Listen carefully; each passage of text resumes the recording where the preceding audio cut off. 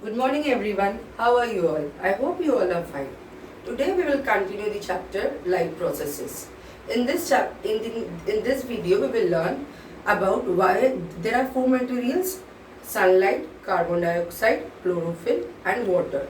Why it is necessary for photosynthesis. Okay? So let's begin. In this, first what we have read that during photosynthesis they form starch. So whether they means what are the products formed during photosynthesis? That is starch. Okay, glucose. When many glucose unite together, it forms a starch.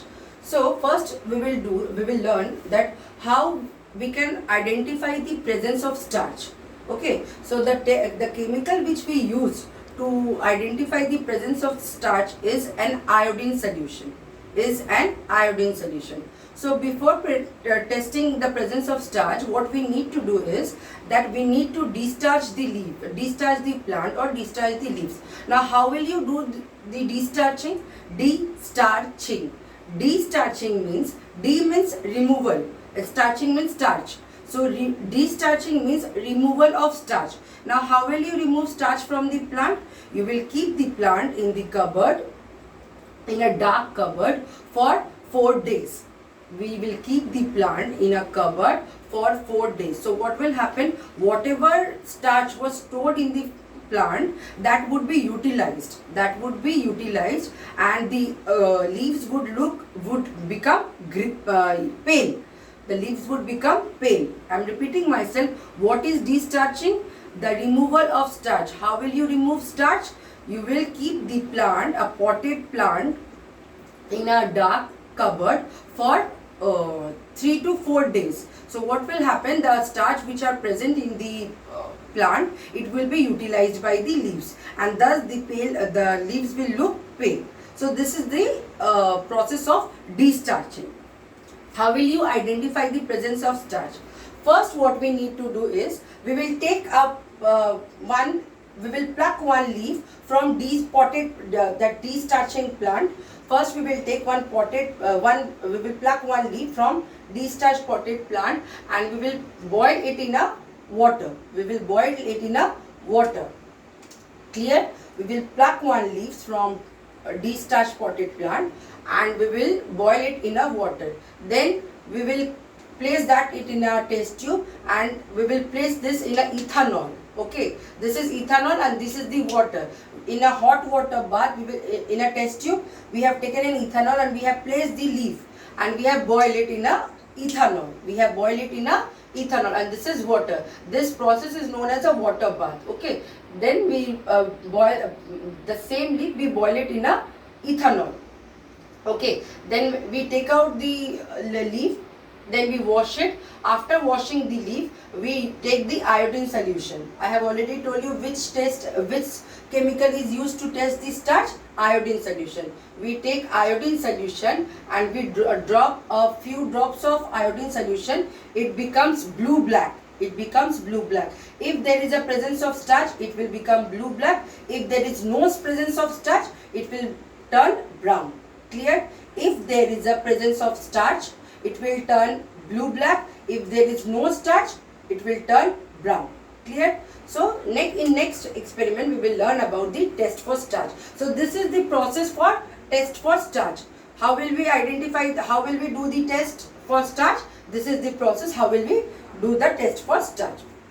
So now we will learn, that why sunlight is necessary for photosynthesis. First, what we will do, again we will discharge the plant. First step is what? We will discharge the plant. Then we will take we will pluck one leaf from the plant, from the discharged plant. First is that we are going to discharge the plant. Second, we are going to pluck the leaf from the discharged plant. Then we are going to put a black strip of paper. Like this. Is it clear? See, we have plucked one leaf and we have placed a black strip of paper and we have kept this discharged leaf in under the sunlight for 6 hours. We have kept this leaves under the sunlight, discharged leaf in this manner by putting one black paper on it on a portion of it. By putting a black paper on a portion of it, these parts are exposed. We have kept it under the sunlight. We all know that sunlight activates chlorophyll. Okay, sunlight activates chlorophyll. We have kept this leaf for 6 hours. We have kept this leaves for 6 hours. After 6 hours, what we will see that when we will do the starch test, by following the same method, what we will see, the portion which was exposed to sunlight has given a positive iodine solution. That means it has turned blue black. Why? Because they have done the photosynthesis. But the portion where we have covered it with a black strip of paper, it has not received any sunlight, thus it was not able to produce any starch and it has given negative taste. So it has turned brown. I am repeating myself, the portion of the leaf which was exposed to sunlight has performed photosynthesis and thus it were able to give positive iodine test. But the portion which was covered with a black strip of paper was not able to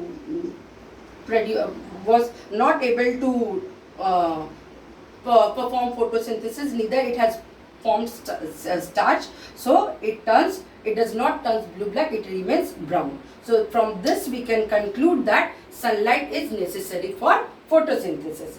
In next we will learn that why to prove that chlorophyll is necessary for photosynthesis. In this case, again the first step in this case is also that first we will discharge the plant. When we will discharge the plant, what we will do is that we will pluck one leaf from there, one leaf from the discharged plant, and we will keep it under the sunlight. We will see that after, we all know that sunlight activates chlorophyll. I have explained you this point in the last chapter that sunlight activates chlorophyll. So when this chlorophyll gets activated, we will see green patches. You can see I have made a leaf and I have made a green patches. In this green patches, we will make the outline. We will mark the outline and we will trace it. We will mark the outline and we will trace it. The green patches where we can, after keeping the leaf under the sunlight for 6 hours, we will see the green patches. The portion where we are seeing the green patches, we will mark with the marker and we will trace it. We will outline it. Okay. Then when we will do the test for starch, what we will see that the green patches where the chlorophyll pigment were present, when the chlorophyll pigment was present, that means it has performed photosynthesis. It has turned blue black.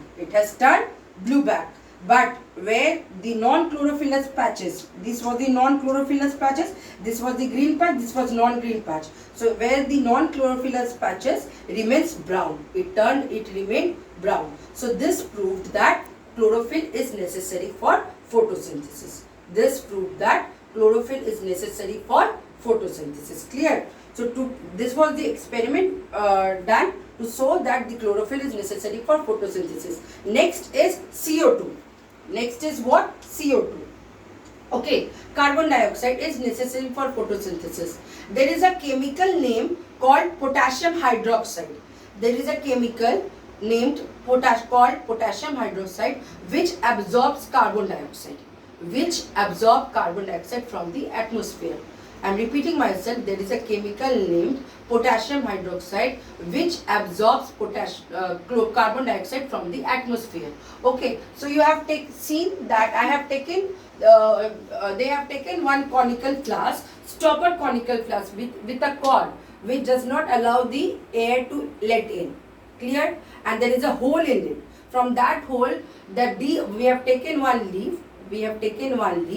And we have plucked it inside. We have poured, you can see that half portion of the leaf is inside the conical flask and half portion is outside the atmosphere. That means this, and we have kept few pellets of potassium hydroxide. When the pellets of potassium hydroxide is there, that means this portion of the leaf is not getting carbon dioxide.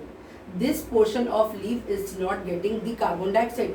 But the portion of the leaf which is outside the conical flask is getting the carbon dioxide and sunlight, all the raw materials. Healthy leaf we have taken. So after, when we will see, when we will do the starch test, what we will see, the portion of the leaf which has not got CO2. The portion of the leaf which has not got CO2. Why it has not got CO2? Because we have kept few pellets of KOH which has absorbed carbon dioxide from the atmosphere, from this conical flask. So this portion of the leaf has not got CO2, but this portion of the leaf has got CO2. When we have done the iodine test, it has turned blue-black, but this portion of the leaf has not turned blue-black. So from here we can confirm that CO2 is necessary for photosynthesis. Clear? Now, we all know that another raw material which is very necessary for photosynthesis is water. Without water, the photosynthesis cannot take place.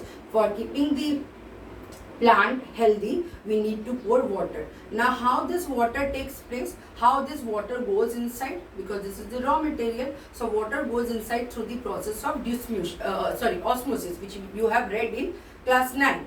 The water goes inside the plant with the process of osmosis. What is osmosis? Osmosis is the process in which the solvent molecules move from the solvent molecules, that means water, move from the region of its higher concentration to the region of its lower concentration through semi-permeable membrane. So we have read this in class 9 that with the process of osmosis, it goes inside, and we have also read about the endoosmosis and exoosmosis. So this is the structure of a stomata. These are the epidermal cells. Stomata are guard cell. The stomata are kidney bean shaped cell. You can imagine these two cells. These two cells are the guard cell, which are like a kidney bean shaped, like Rajma shape.